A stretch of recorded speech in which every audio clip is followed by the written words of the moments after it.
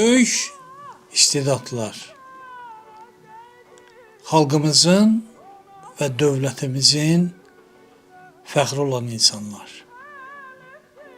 Onları həm bizlər qorumalıyıq, dəyər verməliyik, həm də təbii ki, dövlətimiz onların qiymətini bilməlidir.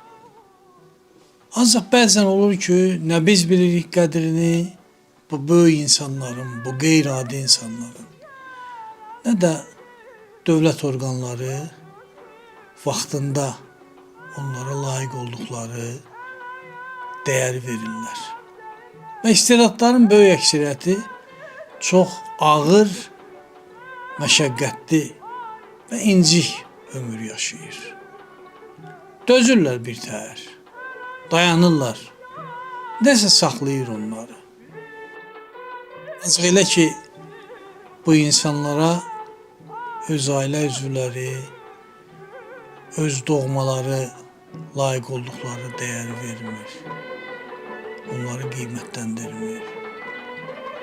Onda yaşamaq da çox çətin olur. Və böyük istedadların çoxu bu taleyi yaşayıb. Həm cəmiyyətdə qiymətləndirilməyib, həm də evdə, ailədə doğmaları ona şöhrət mənbəyi kimi baxıblar. Şöhrətinlə qürurlanıblar, fəxr eləyiblər. Yaxşı pul qazananın dəyəri biraz da artıq olub. Ancaq o istedad, o Allah vergisi duyulmayıb, layiq olduğu qiyməti almayıb. Bu səbəbdən çox dəyərlidir öz böyük ömürgün yoldaşlarına dayaq olan xanımlar, dayaq olan övladlar. Onlar haqqında dönə-dönə danışmalıyıq. Onların çəkdiyi əzaba, əziyyətə layiq olduğu qiyməti verməliyik. Çünki böyük istedadın həyat yoldaşı olmaq, onunla birgə addımlamaq, birgə bir ömür yaşamaq çox çətindir. Çünki böyüklər çox həssas olur. Çünki böyüklər çox diqqətli olur. Çünki böyüklər hər şeydən inciyən olurlar.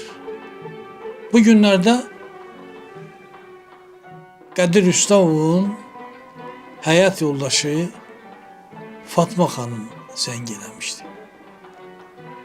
Dedi ki, ictimai televiziyada ustad dərsi verilişi hazırlanır və mən istəyirəm ki, siz də mənimlə birlikdə bu verilişdə iştirak edəsiniz.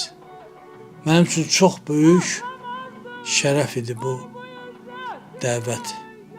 Qədir Rüstəmovun ömürgün yoldaşının bu dəvəti. Həvəslə razı oldum. Birgə verilişdə iştirak elədik.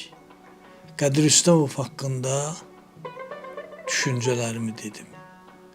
Ancaq veriliş ərəfəsində də, verilişin gedişində də bir gözüm Fatma xanımdaydı. Qısa müddətdə onu tanımağa cəhd göstərdim. Bu böyük xanımlar necə olur? Bu cəfakeş, əzabkeş xanımlar. Həyat yoldaşlarını yaşadan, onları ruhlandıran, onları həvəsdən düşməyə qoymayan böyük xanımlar. Çox maraqlı söhbətlər elədi, çox maraqlı xatirələr danışdı. Və təbii ki, onların hamısı verilişdə yer almadı. Mən imkandan istifadə eləyib Fatma xanım haqqında ürək sözlərimi dedim. Demək istədiklərimin təbiidir ki, bu hamısı deyildi. Və bundan sonra da biz bu cür böyük xanımlara çoxlu verilişlər həsr etmək fikrindəyik. Onlar da layiq olduqları qiyməti almalıdırlar. Onlar digərlərinə nümunə olmalıdırlar. Ancaq az da olsa dedim, ona heyranlığımı çatdırdım, ona minnətdarlığımı bildirdim. Çünki xanımlar böyük istedadlara dəyər verməsə, onlar nə yarada bilərlər, nə yaza bilərlər, nə də oxuya bilərlər. Çox maraqlı veriliş oldu. Və bu veriliş təkcə Qədir Rüstəmov haqqında deyildi.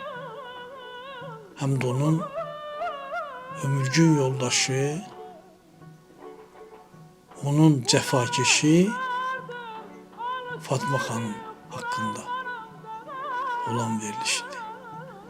Qısa müddətdə tanımağıma baxmayaraq, çox az ünsiyyətdə olmağıma baxmayaraq, mənim üçün çox dəyərli, çox qiymətli olan və çox əziz bir insana çevrilən Fatma xanım haqqında. Sənətkarın ən böyük xoşbəxtliyi həyat yoldaşının ona pərəstiş eləməyidir. Bu nadir hadisədir. Sənətkarlar bilir. Çox və çox qədər maraqlanmır da onun işindən. O belə bir heyranlığı da yoxdur. Əl qolunu qırmaqdır sənətkarın. Və Qədir Rüstəmovun xoşbəxtliyi idi ki, yanında bu qədər ona heyran olan, xanım olub ona kömək eləyib, silahdaş olub sözün əsl mənasında. Və mən hesab edirəm ki, biz Fatma xanıma buna görə minnətdar olmalıyıq ki, Qədir Rüstəmovun xoşbəxt günlərinin yaradıcılarından biri və birincisi olub.